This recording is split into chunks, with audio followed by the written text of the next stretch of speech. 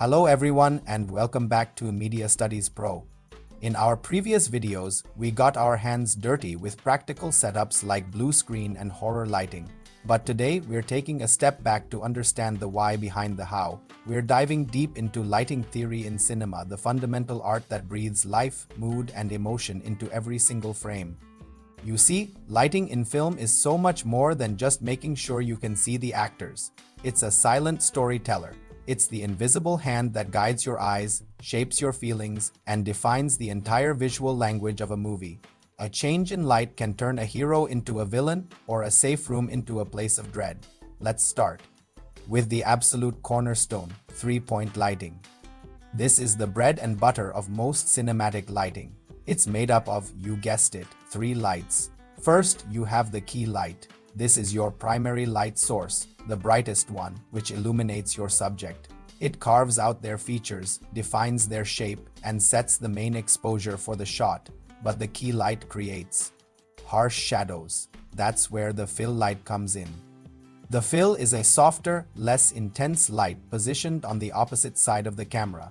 Its job is to fill in those shadows, reducing the contrast and revealing more detail in the darker areas. The balance between your key and fill is what controls the mood. Finally, we have the backlight, sometimes called a rim light or a hair light. This light is placed behind the subject, hitting them from the back. Its purpose is to separate the subject from the background, creating a subtle glowing outline around their hair and shoulders. This little touch adds a massive amount of depth and makes the image feel much more three-dimensional. Now, let's talk about the relationship between these lights, which is known as the lighting ratio. This is where the emotional storytelling really kicks in. A high-contrast scene with a bright key light and very little fill creates deep, dark shadows.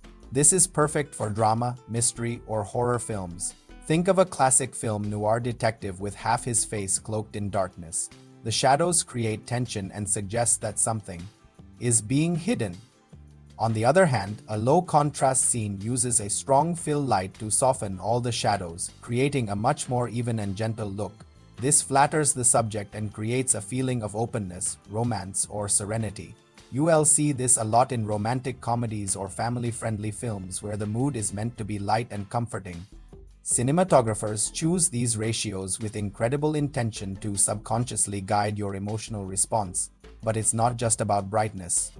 It's also about color. This brings us to color temperature.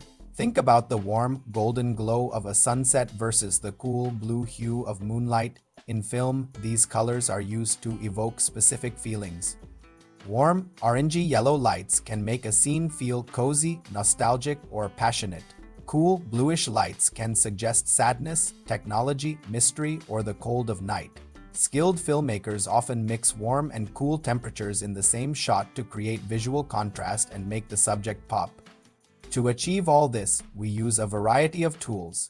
Softboxes create beautiful, diffused light. Fresnel lights give us a hard, controllable beam.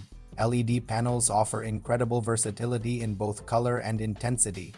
And even practical lights like a desk lamp or a candle in the scene can be used as motivated light sources to make the world feel real and lived in.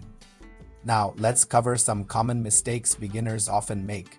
The biggest one is creating flat, even lighting everywhere. It might seem safe, but it makes the image look boring and lifeless, like a security camera feed. Another mistake is ignoring shadows. Remember, shadows create depth and shape. Without them, your subject will just blend into the background.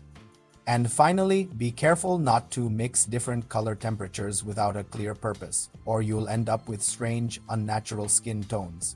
So when you're setting up your lights, always ask yourself, what emotion am I trying to create? Let that question guide every decision. Use highlights and shadows to reveal character. Use color to set the mood. Even a tiny adjustment to a light's angle can completely change how we perceive a character. Is their face fully lit and open, or are their eyes hidden in shadow? These are the choices that make cinema so powerful. To sum it up, understanding lighting theory is what separates a simple recording from true cinematic storytelling. Mastering the principles of three-point lighting, contrast ratios, and color temperature gives you the power to create mood, direct the audience's gaze, and leave a lasting impact. The best way to learn is to do it. Experiment with different setups, but also watch your favorite movies and pay close attention to how they use light too. Tell their stories. If you found this deep dive helpful, please give this video a like, share it with a fellow filmmaker, and subscribe to Media Studies Pro for more tutorials on the art and science of filmmaking. Thanks so much for watching, and I'll see you in the next one.